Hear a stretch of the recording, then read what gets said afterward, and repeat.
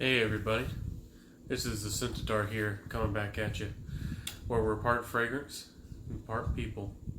So I hope you're enjoying the improved quality since I got this tripod, and I hope you'll stick into this video because I think it'll be something that it's going to appeal to a lot more people. Something that is going to be real interesting. This is for the fragrance heads who still like designer.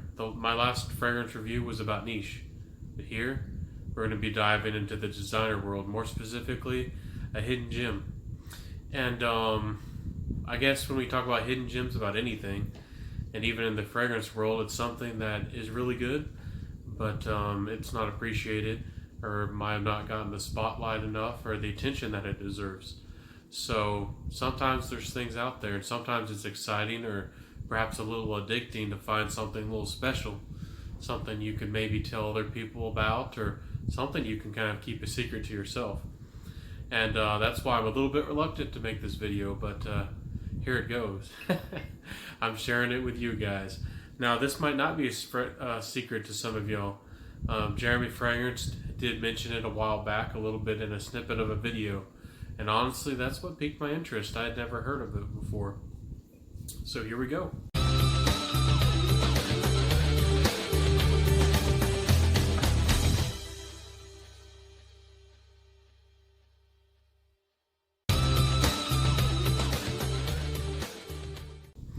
This is, here's the box. It's called Trussardi My Land. And here it is. It's kind of simple, but it's got a nice leather wrapper on the side. Kind of plastic yellow gold top, and it sprays quite nicely. Not too bad. So what is this fragrance all about?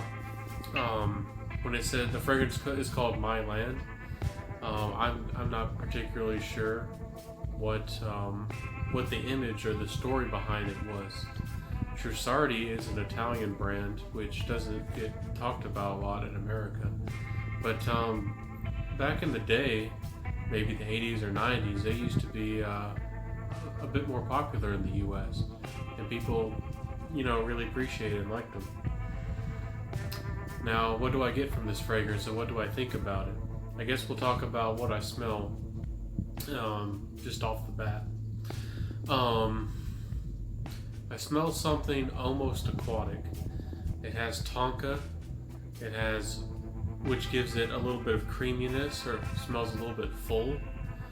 It has violet leaf, which gives it a little bit of, this one doesn't smell like petrol or gasoline at all, like Dior Fahrenheit. But it does have that edge of masculinity. It helps it feel even more like an aromatic. This fragrance is really interesting that it smells like an aromatic, but it has depth, but it's still light. There's a note of cashmere, which I guess enhances the smell of leather. It has a little bit of a different leather smell. It doesn't smell like a dirty or a dry leather particularly. It doesn't smell like suede particularly. It just smells a little bit like a nondescript kind of leather that's not too rugged and just not too soft particularly. Again, it does smell a little bit aquatic, especially off in the opening, which I found really interesting. After thinking about it for a while, it really does smell like he would. If they were ever to come out with a leather version, I mean, this is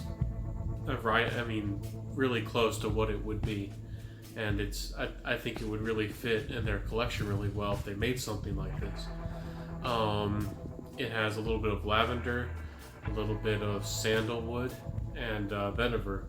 And the vetiver is really nice. It gives it that little bit of backbone. Now, this isn't particularly deep vetiver, and isn't particularly dirty.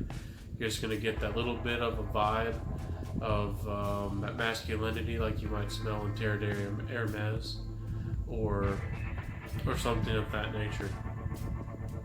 So what are my impressions of this fragrance? What do I think about it? I know it's funny, I've been kind of smelling it. I've been trying to get my opinions of it. I guess if I could rate it, out of 5, I'd say 3.5 out of 5. This fragrance, for me, is very nice. It's a casual aromatic leather fragrance I could wear anywhere, and I know it's not really going to offend anybody, but I know it's a little bit different. I've noticed when people smell it off me, they think it's kind of pleasant, but then they're like, oh, there's something a little different there. That's something unique. I quite enjoy the smell. Some people might find it a little bit musty. It's not animalistic by any means, and it's not an aggressive leather by any means, but I think this is the right step. And if you have smelled designer fragrances and you wanted something a little bit different, but not totally different, I think this is something that could be unique for you. I still consider this a hidden gem. I don't think a lot of people listen to that one review that Jeremy Fragrance had mentioned it, and I think it was a possible replacement for CH Men. But I think that one's more sweet, and I think this one is heralding a little bit more to a classic man fragrance. I wouldn't say barbershop particularly. I don't think it comes off that way. I still think it comes off quite modern, and I really like it. And with the leather accent around and the gold, I think it. I mean, I guess helps me feel that it's a bit prestigious as a fragrance. As far as casual fragrances go, as far as affordable fragrances go, in my opinion, this is one of the best that you can get. I doubt that this review is going to get the word out, particularly that it'll be sold out or that it won't be unique anymore. But you can still find bottles of these out there. And if you're in the US and it's a bit hard to find, you can go to FragranceNet. I guess that's a little bit of my secret to you.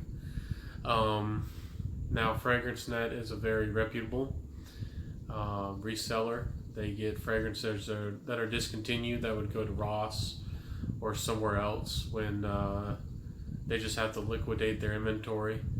And sometimes, with paperwork or the government, things like that just happen.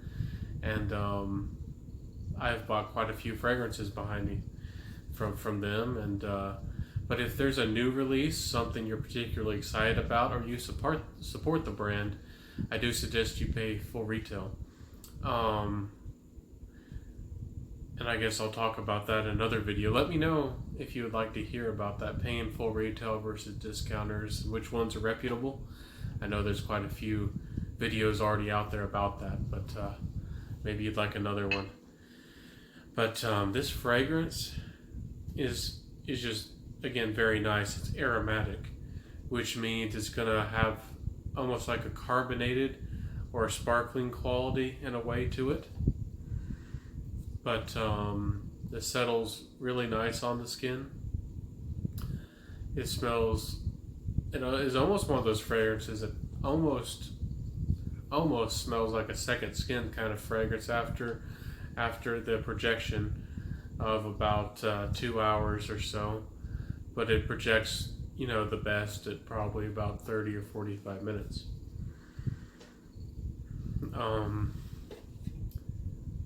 Now, who do I recommend this fragrance for? I guess I would recommend it for, anyone ages 23 to, who knows, 60 or so. Anybody older might be into particularly dark or green fragrances, maybe.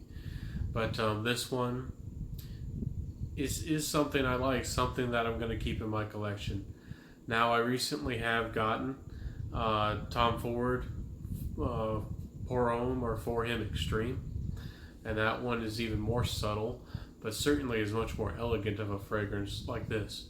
And I certainly do have Ferrari Umo, which is a sweet and kind of modern version of Dior Fahrenheit. And I think this fragrance could be kind of put in that category with Dior Fahrenheit. A little bit of leather, it's aromatic, it has that violet leaf. This one just smells a little bit aquatic and has a good smoothness to it. And again, I do recommend this fragrance, and let me know if you've smelled this before. I don't think it's particularly popular. Let me know of a hidden gem of a fragrance that you've smelled or have, and that is special to you. I would love to hear your experience or what that fragrance might be. Let me know if you've ever heard of Trussardi.